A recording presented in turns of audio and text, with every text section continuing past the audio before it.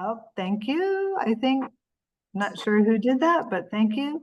We don't really have a plan for how to go through discussions. So this is going to be our first trial run. You'll notice that we're doing 2 more Zoom discussion forums with, we've invited all of our membership to, one next Tuesday evening at 6 and one the follow on, I think that's October 1st.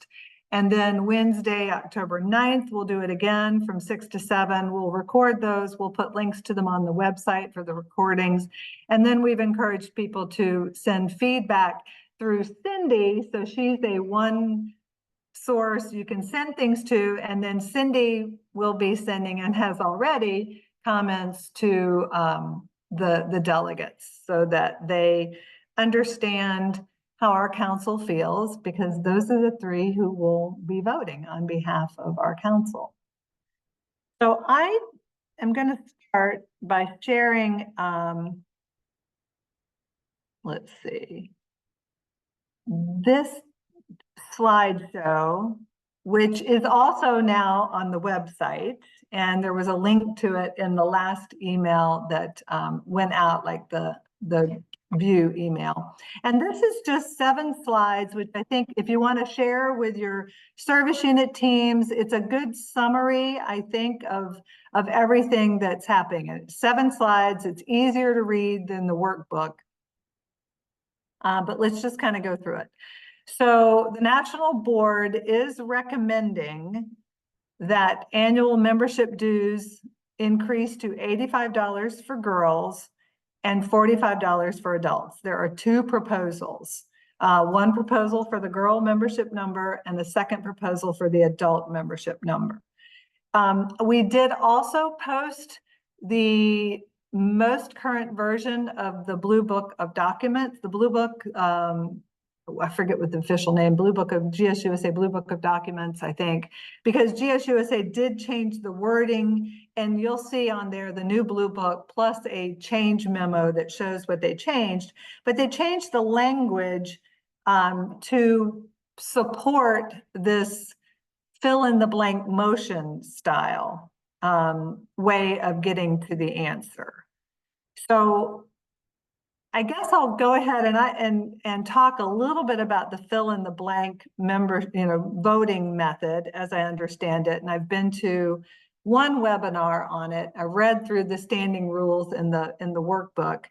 But basically, when you go to a national session, typically you put a proposal on the table and say, okay, the proposal is $85. And then the delegates vote yes or no.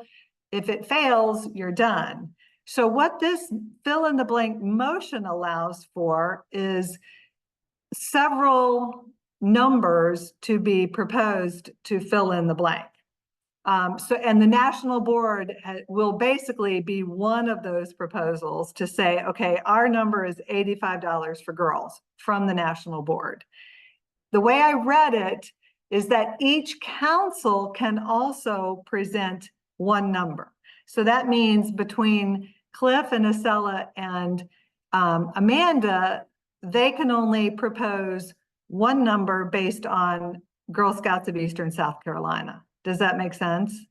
I think I also read that the number proposed for fill in the blank had to be in $5 increments. So at the end of everybody proposing a number, say you end up with 6 different numbers, then there will be discussion and debate about each one of those numbers proposed. And then there will be a vote on, so where each delegate gets to say, okay, of the 6 different numbers for fill in the blank, this is the one I vote for. And then the one that gets the majority then becomes the proposal that, so say you go through that process and $65 was the majority number, then the delegates will vote on whether to pass the new membership dues at $65. And it will be a pass or no pass and majority decision. So it doesn't require a 2/3 decision. Now, if you have 6 different fill in the blank numbers, and not one gets a majority, then there's a process of continuing to vote, removing like the lowest one, voting again. There's a whole process that I won't go into. It looked pretty detailed on how you narrow it down to one number. Does that make sense? Does everybody kind of with me on that? So I've never seen this done before, but that's the way they're planning to do it. And the national board will be probably the first recommended number at $85 for girls. And then we'll go through the whole process again for adults. Okay. The national board, in addition to this, met in September and came up with several resolutions. And this is one of them, saying that if the National Council session sets dues at each one of these levels, this is how much they will provide back to councils to support, for financial support, for councils to provide financial assistance.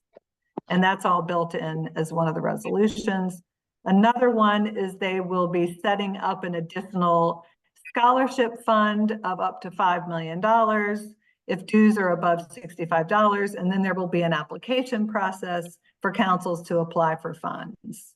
Now, I will tell you, as a group of CEOs, we don't know how this will be administrated, and we also don't know how the $5 million scholarship fund will be administrated yet.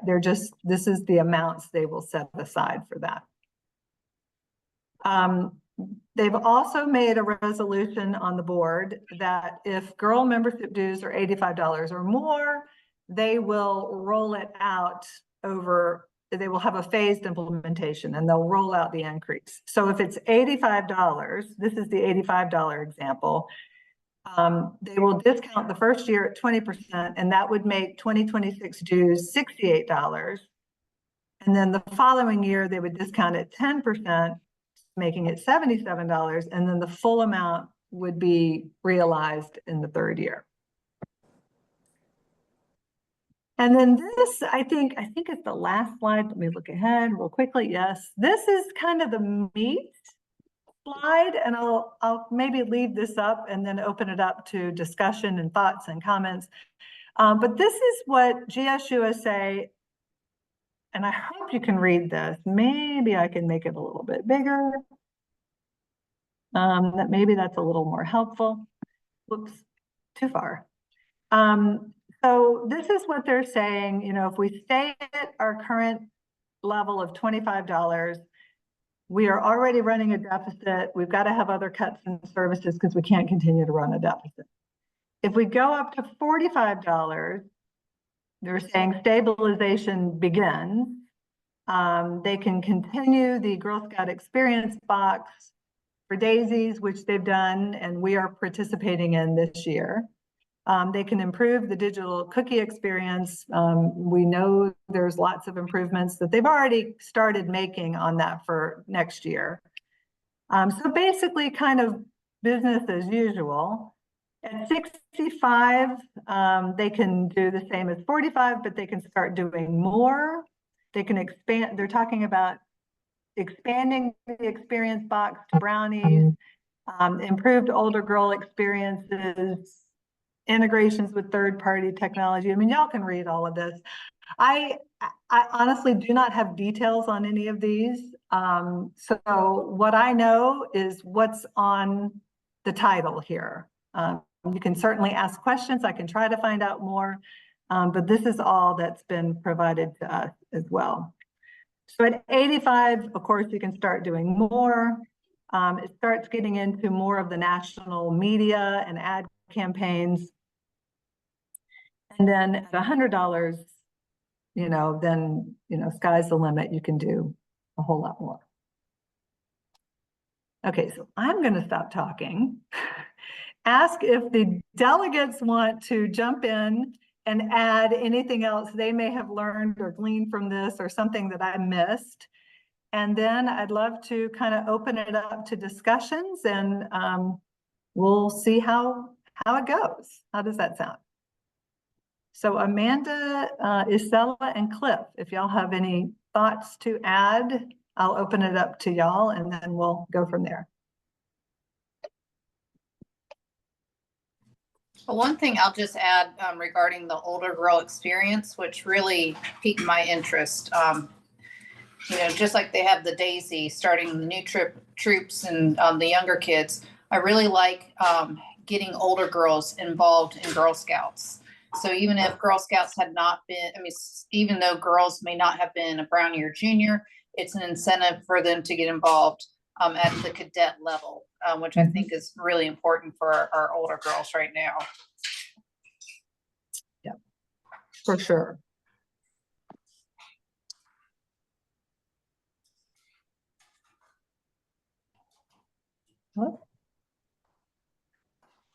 Okay, well, Cliff and Acela, if y'all don't have, Cliff, were you going to say something? Your video was on and off. Or maybe he's working on audio. I saw that there was a lot of Gold Award stuff being said also, but they never really specified what it was. So I feel like it'd be good to know that so we can, I guess, talk to everyone else about what it is and what that information would be. That's a good point, Acela. Two of the things that I had heard discussed were, one, increasing the Gold Award National Scholarship amount. And two, we've heard a lot about how the Go Gold experience, excuse me, I'm still in a little bit of brain fog. The Go Gold experience website has not been super user friendly. And so they were looking at potentially enhancements to that as well. Those are the two, I don't know if that's everything, Acela, but those are the two things that I have heard at a higher level discussion around Gold Award.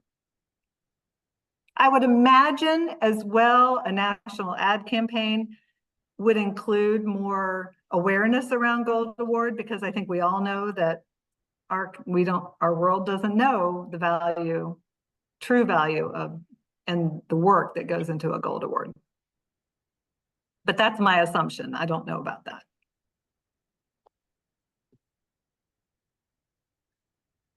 All right, don't be shy. Who wants to jump in and start our discussions?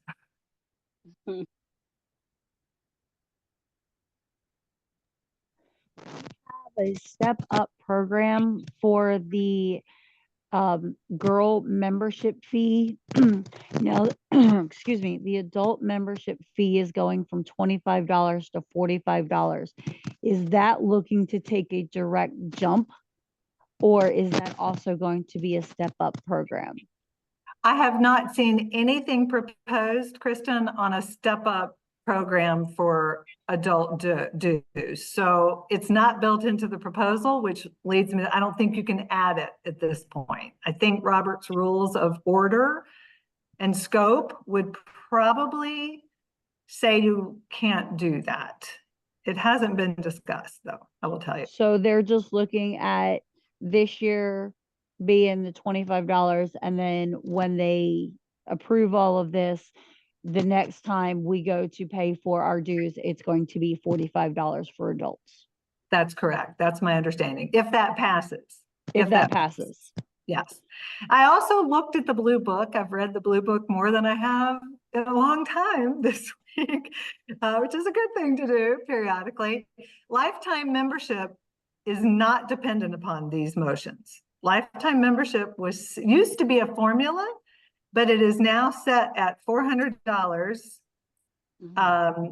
you have to be 18 or older. It's either $400 or $200. You can get it at a discounted $200 rate for some period of time, from 18 to, I forget what the age is.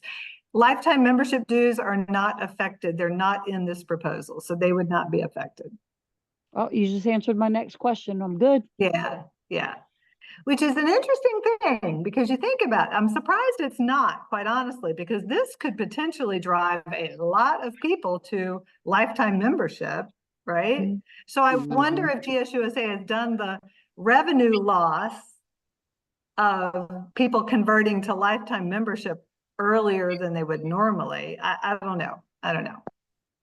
You can also do it with 10 years or more service as an adult registered volunteer. So You get the the discounted rate. 200. Yep. Yeah. Mhm. Yeah.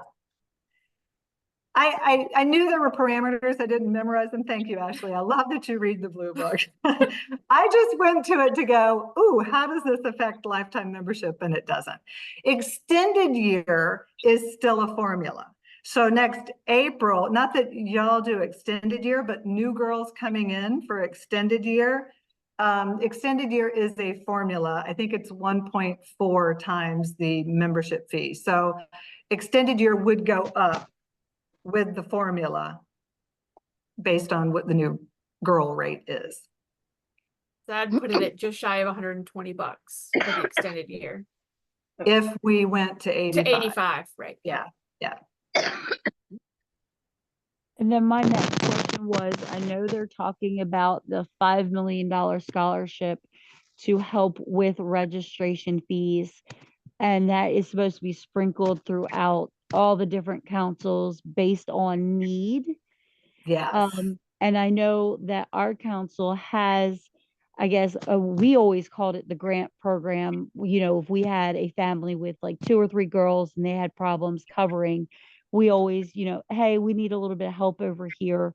How would that affect our girls in our area, knowing that we do have a lot of girls that are below that poverty level who already have a hard time affording the $25, let alone if we go up even $20? Right. How would that affect our membership in our area? Well, there was a lot of questions in that, Kristen. I will Sorry. tell you, I love it. I love it because that's like the meat of what we're talking about here. What's the right number that we can make sure every girl that wants to be a Girl Scout can be a Girl Scout? And that I mean, I think GSUSA, they haven't changed membership rates in 8 years and everything has gone up. So I think for the most part, people are thinking, okay, an increase makes sense, but now it's how much makes sense? What's the right number? We do, and we as a council are very, very strong financially.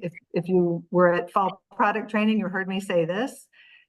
We have the ability to financially assist girls whenever they need it. We are in a really strong position.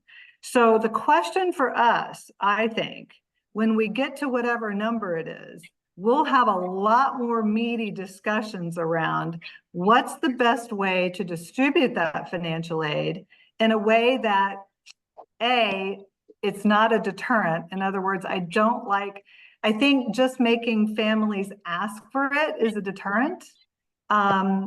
But how do we distribute the right amount of financial aid to the right girls without making it a deterrent? And we're not going to ever come up with the perfect solution, but we've already been kind of throwing around some ideas internally, and we'll, I think, have a whole lot of meatier discussions about what is our financial aid process going to look like. And maybe as a council, GSUSA supplements, we supplement more.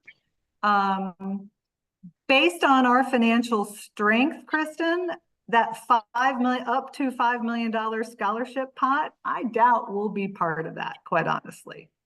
I don't know that we would be able to just show a financial need for it because of our strength. I have heard that more than a third of councils this year have deficit budgets. That means they're like GSUSA, they're spending more than they're earning, than they're making. And that doesn't sit well, you know, that's going to make it harder on councils. Did you say a third of councils? How many? A third, Jen, yes. It shocked me. I had no idea. We were, as a CEO group, we started budgeting season is usually in June, July. And, you know, where you're developing your budgets. And there was a Girl Scout CEO email string that started going around and people were saying, hey, how do you justify, what are your methods? How are you doing your deficit budgets this year? And a third of the councils responded with how they do it. And I was just like watching these come through like, oh my gosh, I just was really, I was very surprised by that. So there's a lot of councils really hurting.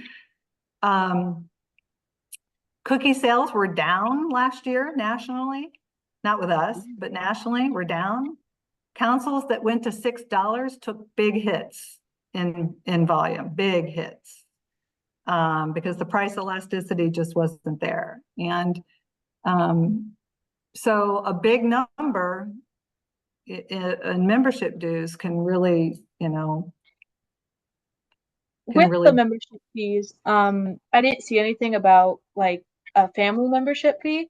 Like, will our council be doing anything for families with multiple girls in Girl Scouts? I think that's a great question, Aggie. I mean, Isela, I'm just looking at the two of you together.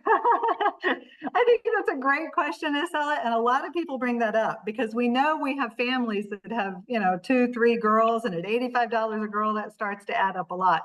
I think that, again, we don't know what it's going to be. We don't know how we're going to manage our financial aid, but we absolutely have to consider that as we set up how we're going to do it as a council. And I know at one of the trainings, we talked before about how some troops use cookie profits to either pay 100%, or I know our troop does 50% of membership fees, like as an early bird registration kind of deal. And I'm assuming that council will still support us in putting that out there to our troop members. Absolutely. And then Absolutely. like to get new members, would you guys support us doing that for new members as well, even if they weren't there with us to do cookies and stuff like that? I think that could be a real, absolutely. We could totally consider that. Totally consider that. We're going to have the ability to provide financial assistance. And at least, if not, I mean, we're not going to probably be able to do it forever, but I think what we can do is we can soften it over time. You know what I'm saying? You know, Right. We can soften it over time so that we can build up to whatever that number is. But absolutely, I think that's another consideration. One of the things we've been talking about, is exactly what you were talking about, Kristen, is having an early bird incentive being a discounted rate instead of things. Let's really support the girl, and we do a discounted rate for early bird and build it in that way. But we'll talk about what makes the most sense as a council. I was going to say, as a troop leader, I think our girls would appreciate just the patch and the discounted price, because these parents, especially in my area, our parents are struggling just to afford, you know, the $25. Yep. Let alone if we go up, even if we go up $20, you know, from $25 to $45, that's almost doubling what they pay now. And just the thought of it has the troop leaders going, oh my gosh, what are we going to do for these parents? Right. So to offer a discount, even if the discount is like $10 a girl, that would be huge for us. Yes. That, I love to hear you say that, because that is exactly what we've been kind of tossing around thinking about. Now that's pretty much financial assistance for all instead of very targeted, but again, I don't know that we're going to be able to do it very targeted. But I love that you brought up that idea. So we've spent a lot of time talking about how to do financial aid. What do y'all think about, I mean, where does your gut tell you the right number is? I'd love to get a sense of 85, 65, 45. What are y'all thinking? When you saw the 85 number, what was your reaction? Well, Diane, I have a question before you go there. Yeah. In that first proposal with the $45, increasing to $45. So they're dangling out there that they will do the start with the Daisy Experience box. Now I was looking through, our website, and I saw that, but I didn't spend much time on that because I was, going through this proposal and things like that. So what makes adding that experience box an advantage to the $45? Is that going to be something that's going to be free for the girls, or how does that work? What does that mean? Yes, hang on. Brandy, I hear you. Can you mute yourself, or maybe I can? Anyway, all right. Thank you. Thank you, Francis. So we joined in on the Daisy Experience Box this year. So we have, I forget how many, Michaela, but any new Daisy troops starting this year in August started receiving Daisy Experience Boxes. It is 100% funded by GSUSA. So we do, it's not a cost to us. And the Daisy troop leader gets a box pretty much every month that includes the supplies they need for activities for that month. So usually it doesn't include the pedals. You have to buy those from the store, from us or GSUSA, but it includes like all the activities to do the things around earning the pedals, right? So it's intended to be an easier experience for the new leader. That new leader, we lose a lot of new leaders that first year. Y'all know, it's like, oh my God, what did I get into? Do I know what I'm doing? It's a big learning curve. So the idea is that it makes that first year a little bit more turnkey. I'm getting a box, it tells me what to do. It's easy to understand, it's colorful, I've got everything I need. And it's for 8 girls, because I got 8 girls in my troop. It's very tailored. Okay. And they've piloted it before. In fact, Bonnie Bartkowski, the national CEO, developed it and did it in her council in St. Louis. And then they had several councils pilot it last year because they're studying the numbers of how many people stay after going through a year with Experience Box versus not, right? So that's the idea behind the Experience Box. Okay. All right. And, thank you. And they put a lot of, I mean, I really honestly haven't seen a lot of data on it yet. I think it's still too new, but I think what data has been coming back has been encouraging enough that they're thinking, okay, let's expand this. We got the Daisy Experience Box. Let's now do Brownie. Let's keep it going to make it easier for the volunteer. Okay. All right.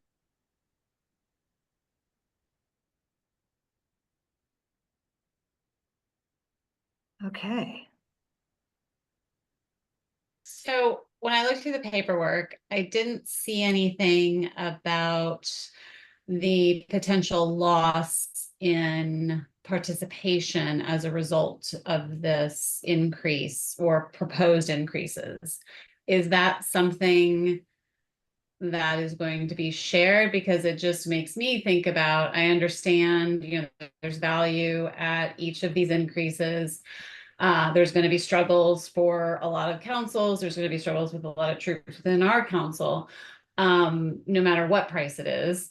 But I think I want to say out in the open, like, there's going to be a loss of membership, and that is going to impact recruitment efforts and the number of girls that are coming in, and what is that tipping point? And I wish that they would have included something as evidence to why they're going with 85. I agree with you, Jen. I don't think they've done some modeling on, it wasn't set at an $85 number, but I had seen some modeling on what would membership dues, what would be the total number. And there's not a lot of detail on what kind of membership drop they would expect and how much the membership dues increase would cover that. So I wish I could give you that detail. I have not seen that. Especially with the prices going up, I feel like Girl Scouts especially should be catered to everyone from different backgrounds, everyone from different ethnicities. Like, wherever they're from, they should be able to have the chance to join Girl Scouts. But with the price going up, I feel like it's just limiting who can join when.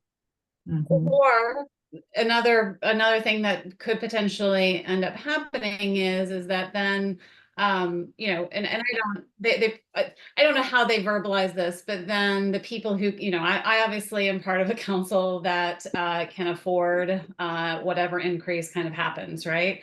And so then in some ways, what's going to end up happening is like that, the people who can pay are going to pay, and then more of that money is going to go to assistance programs, which again, I'm not saying that's a bad thing. I just wish that they'd be transparent about that. And that something that they factored into these increased rates?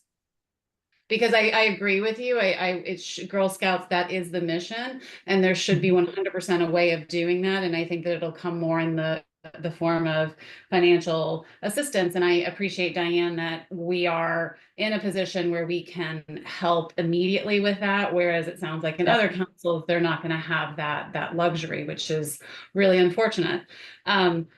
You know, I also will just add that it worries me by increasing both the girl and the parent that, I mean, parent involvement is the hardest thing to get. And I just think that it's going to be too big of a hurdle. And I worry that we're going to lose parent involvement, and what that means for there being enough troops that have support for girls. I mean, again, I wish that there was some more evidence to explain how they got to these numbers, more so than just, we need the money, we're in a cash deficit, and this is the added value that we're going to bring. Yep. Hey, Jen, did you get I will certainly, I do have an ability to provide feedback and ask those questions of the national board, and I will definitely provide that information would be helpful. I would love personally to see the modeling. Is at 85, are we thinking we will lose 5%? Will we lose 20%? And you know, when will this national ad campaign spending turn turn so that we're starting to go back up again, right? Because I can't imagine a world where if we go to $68 next year, which is 85, that we're not going to drop members nationally. I mean, if that's the model that we're not going to drop at 68, then I don't think that's a realistic model. So it would be nice I would personally love to see those numbers. I will send that back in and ask for some more modeling on that. Well, and Diane, I know another question that was asked during one of the webinars was regarding the volunteers. If there could be a differentiation between our parents who wants to be a volunteer, but not necessarily a volunteer leader, and then our troop leaders or, our co-leaders, if there could be a differentiation in price to get more parent involvement or sustain. I hadn't heard that. That's a really good, that's good. I missed that, Amanda. That I think would be a great suggestion. And they didn't answer it. I'm hoping that when we get like the answers or the recommendations from the board, that they will have answered that question. Yes. I have, in our council, we have done Lead on Us now. I think we're going into our 6th year, 7th year, however long I've been here is how long we've been doing it, where we pay for the leaders' membership fee and background check. I've already run the numbers, of course. If it's 45, we will continue to do Lead on Us. That won't be affected, but that's different from your point, Jen, because that's still only this many people and you need all your parents to be involved. So I get what you're saying. There's a difference there.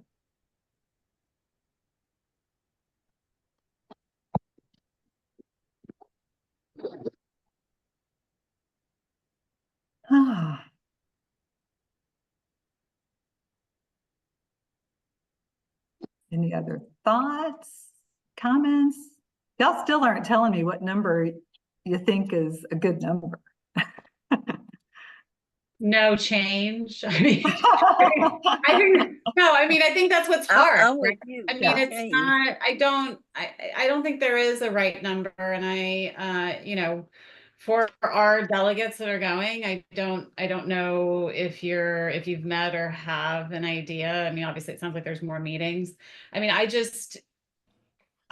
think that for a parent and a child to join Girl Scouts, when you start to really push that 150 mark, that gets scary to me. I think that's too, again, all the numbers are pretty high. And again, I know what service unit I am a part of, and I understand that there are other service units that are really like, this is going to be a huge impact. And so I just want to say that I acknowledge that. But I think that it's just, you know, at $85 and $45, that's a lot. I mean, Think- especially, Yeah. You have That's, two you know, children or, yeah. I mean, yeah. I mean, if you're doing two brand new children to Girl Scouts and a parent, that's 200 and some odd dollars, and that doesn't touch vest or sash was the word I couldn't come up with, insignia. Like that's Correct. that when you look at all of that, and while we all know that those other parts aren't necessarily required, they want to be like their other Girl Scout sisters. That's a big investment, a Yep. real big investment. Yes. And with fewer and fewer spaces where families can go and do things, I mean, you look at recreation, athletics, and all of that, like it's no longer the pay a little bit of money and you get your t-shirt and you just show up to practice and you play baseball for an hour. Like there's fewer and fewer spaces of that. And while I appreciate them comparing it to other activities, I think it misses a big part that a lot of what we all grew up with, being able to try different things and be at a reasonable cost for families, is disappearing. And I don't want Girl Scouts to also disappear from And that landscape. I will add to that. Like, I mean, I have my girls have been together since they were brownies, and I've got cadets and seniors, and I will be honest, the only way that I'm able to keep my girls engaged is because we're not competing with all of their after school activities. Unfortunately, I think it is wrong to compare Girl Scouts to dance or sports or anything like that, because it's a different type of program. And I don't think that it's fair to just say, well, parents are investing, or those that are investing, you know, they just have to choose whether it's sports or, you know, Girl Scouts now. And I just don't think that that's fair. I think that, you know, at least my troop, they really want to stay together because of all the community work, because of all of the, you know, the citizenship, and that is really important to them. But at the end of the day, if they had to pick, they wouldn't pick Girl Scouts. And it's unfortunate. I think it's like my oldest had to finally make a decision this year. We meet on Sundays to try to avoid those same kind of competitions. But she's an all-star cheerleader. They practice on Sundays in the middle of our meeting time. And she finally had to make that choice. And that wasn't, even though she loves it and she's very sad, that was the decision. So I agree. Anything we can try to do to just keep that space open for families and for girls, I think we should. I mean, even me being in high school, being in a bunch of different extracurricular activities and stuff, it just like there's so many costs that come with it that Girl Scouts is one of those things where it's nice to have something that balances the rest of the costs and something that you actually enjoy. Well, not that you don't enjoy the other extracurriculars, but something that's a lot less and like something you can kind of fall back on. Like I would have had rehearsal today for my school play, and like I'm here with you guys, and it's just one of those things where I shouldn't feel like I need to to choose Girl Scouts or theater or Girl Scouts or sports, or it's just one of those things like I want to do both without having to pay for all these different costs, especially if I'm paying for Girl Scouts and it's going to be the same cost as an extracurricular activity.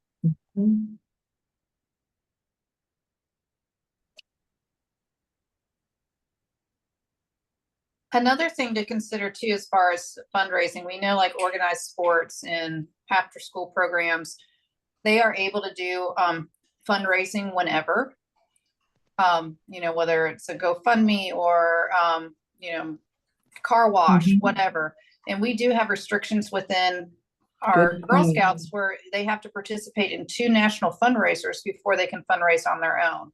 And so I think that's an unfair competition Right. with extracurricular activities. That's a good point, Amanda. It's totally something that we should be looking at. Yes, to make it easier for troops. Yep.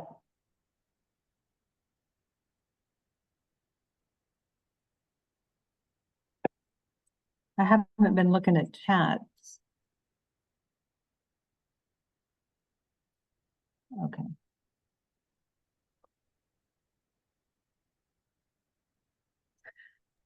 Also, to add on to the fact that it's $85, if my mom didn't work for council and she knew it was $85, I probably wouldn't be in Girl Scouts. But if it stayed at the 25, I would still be in Girl Scouts. It's just, it's a lot. It's such a big price difference to the point where it's like, if you come from, like, I don't know how to explain it, but I just feel like it's putting such a barrier on who can join Girl Scouts and who can't. And this is Francis again. I'll put my video on. With that, Yay. okay, so like even with the membership now, when we register girls or we tell girls that, you know, the dues membership and we tell the parents is $30, but we don't get to keep any of that. Okay. You know, Yeah. it's like, okay, you're becoming a member, but you're paying this fee, but none of it stays in-house. And then now you're gonna go up to $85 and you still don't get to keep any of this in-house. I mean, you know, it's like, okay, how can you explain that? And then they still have to pay for everything else. Like you say, the vest, the sash, the badges, the Mhm. activities, the books, materials, everything else has to be paid for. So how can you justify that? I think the other thing, and we tried, at least in our troop, to communicate this to parents, because I see it all over the place, is that the cookie money is for the council. That's not going to GSUSA. That's out. And so trying to, you know, get or explain and educate, that's a big lift for all of us on when we're talking about this, because folks will see, oh well, there's all these Thin Mint flavored things, and there's, you know, selling all these cookies, and now you want this too. So I think that's the other kind of barrier for folks to try to do a little educating of, yes, but they're different. They're two different pots here that are kind of connected, but and I think that's another kind of, just a PR is the right phrase, but another piece that's going to complicate this as we're talking to families. Mhm. I think another thing we need to keep into consideration is that the end result that they want is the registration fee to be $85. That is not going to happen this coming year. So I know we're all fretting about the end result being $85, but that's not going to happen until 2028. We Mhm. got to look at it step by step. We still have to turn around and explain to parents, next year, your registration fee $45. Then the year after that, it's going to be $65. Then the year after that. So, I mean, at least we are looking at a step up program to give parents a heads up. It's not going straight from $30 to $85. We're not making that $50 jump right now. We do have, you know, a little bit of leeway with the parents slowly. But I mean, even still, $20 a year is a big jump for some of these parents. I see in the chat, Chesterfield is considered poor, and that hurts. Mhm. Williamsburg County is one of the poorest counties in the state, and that's where all of my girls are coming from. So, I mean, I get it. But if we did something smaller, like a $10 bump every year until we get to the $85, it's still gonna hurt, but it gives them a little bit more time to get there.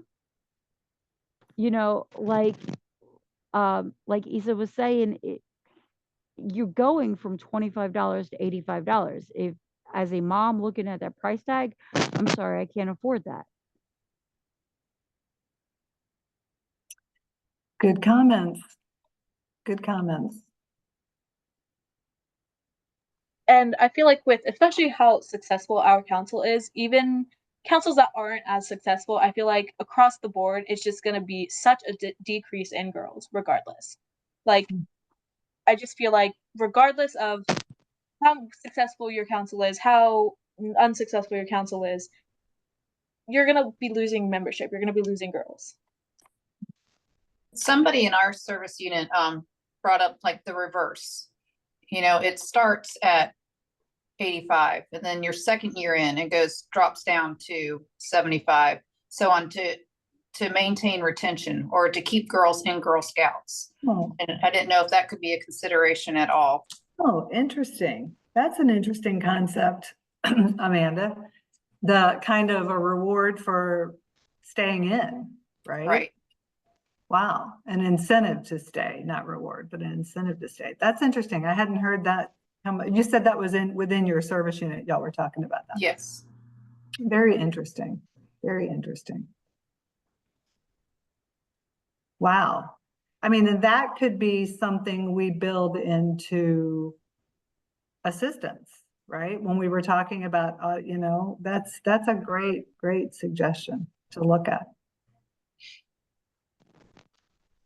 I often say that as a group, there's like nothing we can't solve. We've got so many great minds in this council and so many different perspectives, and a lot of good aha moments. Aggie, you are taking notes, right? Because, well, this is recorded anyway, because I've not taken notes because I knew you were, and we're recording this anyway, but.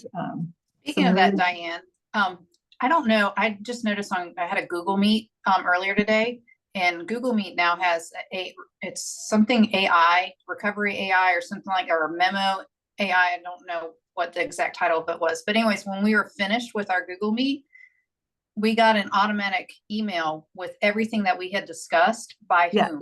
Transcript. Yeah. Zoom does that as well. It does now? Okay. Yeah, I just love the layout. I was very impressed by it. Yeah. It's the best for doing minutes for meetings, and yeah. Awesome. Cool. AI is a very cool thing. Yes. Thanks for bringing that up.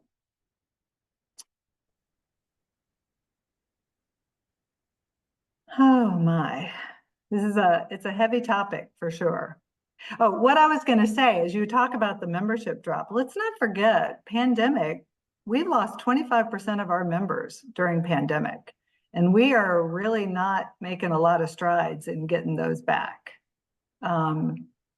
So that's a scary thing, on top of this.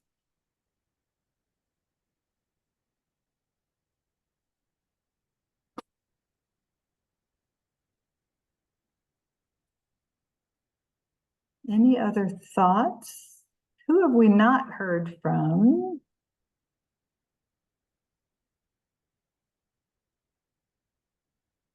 No pressure if you don't want to talk. I know Brandy's in the chat. Michelle has chatted. I have a quick question. And I did come in late, so I apologize if this was addressed. But when is the final vote for this going to occur? Oh, good question, Tiffany. What service unit are you with? I'm not sure.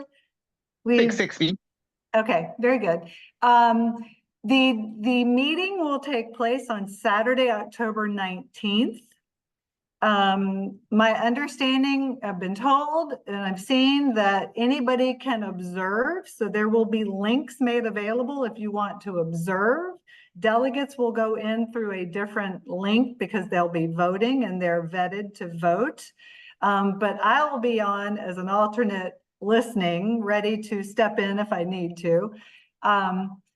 So that will happen. That meeting will start at noon on October 19th, Saturday night, the 19th.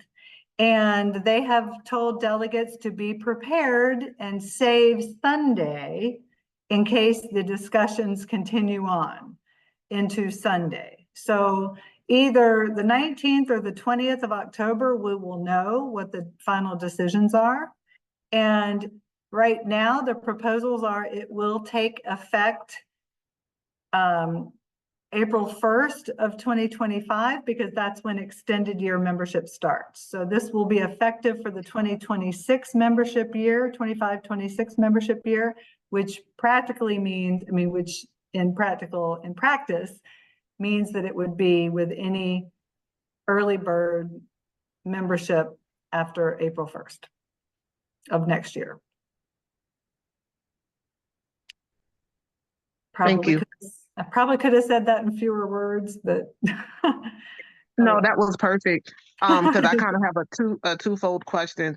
So Okay. I came in kind of when you mentioned about the blank motion, and I apologize if I phrased that the wrong way, Yeah, fill where in the blank. our Yes, yes, so when our council can actually present a number, yeah. and I know tonight you've asked us for a suggested number. I myself don't have one, but I do totally agree with everything everybody is saying. Mhm.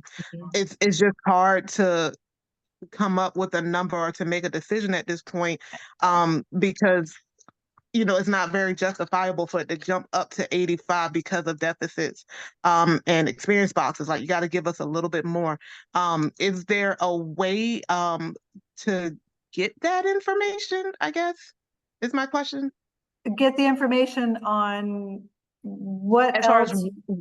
what else will they put out in return for So this jump? basically, the information that I have is all on our website through the links that in the email for tonight's meeting. It's got the delegate workbook with the slide that shows what you would get at each membership level. At 25, 45, 65, 85, and 100 is the way they laid it out. There's not a lot of detail and meat there. Right. But that's as much as we have. Gotcha. Okay. Thank you. Yep, yep. As I've been listening to people talking, I think something that would be valuable for when this goes into effect is some like talking points, because Oh. I think I mentioned this when we met last month. Like, there is and Ashley, you were talking about it too, like there is such a big gap between like a parent with a Girl Scout understanding what's happening at the highest level, and like there's just so many layers in between there. And so hopefully they're going to put forth, Tiffany, to your point, more meat, so that when leaders and service unit members and parent, like, how do we make sure that we're saying the right things? Because it's hard. Like, we're all going to be in Really a this. good point. I have seen some talking points already, Jen. And I can pull that back up, and we can put like a little quick talking points that GSUSA has put out on our website as well too. I want y'all to have as much information as possible when we have it. I'll look at having that added to the website. And y'all are probably having the hardest time finding this on the website. I know I do. It's like, oh my God, Ashley's been updating it, but it's not intuitively obvious. You can get to it from the link in the emails, the blast that we send out, but also if you go to our website and you go under council and then governance, that's where you find it. It's not the easiest website to manage. You understand we have no control over that website.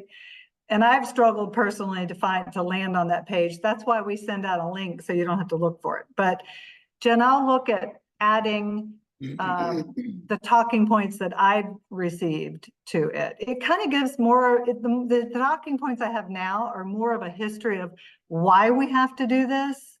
I think you're looking more for what's the value proposition of what we will get for it, but I can at least share with you what I have right now. I think it's probably a combination of both, but like if we're all sitting in this room together and we're like, "Ooh, these numbers," Yeah. and we're going to be the ones that have to pitch it and sell it. Absolutely. It would be helpful to have some talking points. I agree with you. I agree with you. I think you'll get them once we decide what the number is. On one of the calls that the delegates got, or one of the videos, they talked to Diane Tipton, who's the National Board Treasurer. And one of the things she brought up is, they're talking about digital cookie, but they're talking about upgrading IT. Right now, there's a big push on safety and security. Everything you do by email, all your registrations, all your Social Security numbers, your address, your girl's age, and all that stuff, it has to be protected. It costs the GSUSA a fortune to maintain it, but it also, what's good today is not good next month, and they have to keep up with it. And so what they're saying is a lot of that stuff with the computers, you may not think about it till you think about it. Till all of a sudden Girl Scouts gets hacked and you've got 2 million girls information out there. And what the national, and so I'm using that as an example so that, you know, there are things like that without going up for 8 years, what over the last 6, the inflation has been like 26.5% or something. You know, that outruns the 25% that the board can do on its own. So, you know, it's one of those things. I think the justifications or the talking points will come out once we get the number, because it depends on what the number is as to what they're going to put out. I mean, if you look at that slide, the 25, 45, 65, and 85, the specifics, until they get the number, they're not going to be able to tell you which of those they're going to be doing and what is actually going to be affordable to be done. Yeah, but you know what? Honestly, in some ways, Cliff, everything that you just said is enough, right?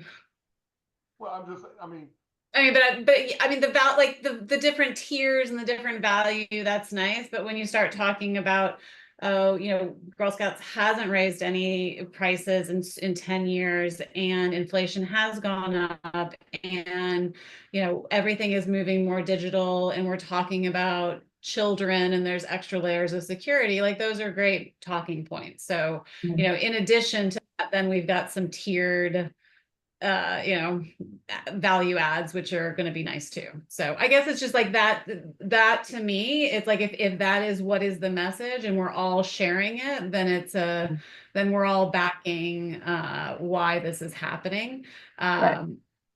Instead of just kind of piecemealing what we're hearing or whatnot. And I can tell you, in the delegate websites and the delegate meetings, a lot of that stuff is being discussed. And one of the things that really struck me, and I don't think it's anything that Diane put out, but they showed us not just other activities, but they actually put up 4-H, Boys and Girls Club, Scouting BSA, and a couple of others. At $25, we were less than half. At $85, we will still be on the low end of all those volunteer membership organizations, which really shocked me. I mean, Scouting BSA, which was the old Boy Scouts, they're like $130 a year. Even 4-H and Boys and Girls Club is over 50 nationwide. And so when you sit there and look at 25, even if we go to 50, we're still going to be the lowest out of all that. And those are membership organizations like us. They're not football, cheerleading, band, those other extracurricular activities. These are membership organizations similar to Girl Scouting. And that's part of the thing is the delegates are getting some of that information that y'all may not have yet, but once the number is given, we'll show, I think, and if I've got anything to do with it, in my committee that I'm on nationally, one of our big things is educating the delegates on what's going on and those kinds of things. And once the meeting is over, I have no doubt that we're going to be involved in talking points and looking at what was shared with the delegates and what could be shared outside of, to help explain why we did what we did. And even if it's not my committee, I know the people who are on the strategic planning committee and the other committees that are involved in it. I will make sure that that gets to them. Because I agree with you. We need to be on one page when this thing, once the decision's made, we all need to be on one page as to why this was made, whether it's going up or staying where it is, or whether it's going up half of what they request or the whole thing. We're going to all have to be on the same page when it comes to explaining why we did what we did. Mm-hmm. Yep. All right. Well, we are at 1 hour. Is there anything y'all want to add? And I'd love for you, if you think of something later, email it, come to another one of these meetings. We got 2 more. we've got between now and October 9th to gather as much information about our council and so that Amanda Cliff and Isela can represent our council to the best of their ability. So any final thoughts from anyone for tonight? I thank you so much for your comments. This has been a good first meeting, and I appreciate you letting us be, or you being our guinea pigs with this first conversation. And do it a couple more times. And this is recorded, so we will post it on the website if you want to send anybody to look at it. And then we'll have the next 2 sessions up as well. Yeah, that's the one thing I would say is encourage, if you've got parents or leaders or whatever that you think, impress on them to come to those other 2 so that we can hear from them. Yep. I would say even the older girls as well, get them involved. Yes, Most definitely. absolutely. Yes. Good point, Aggie.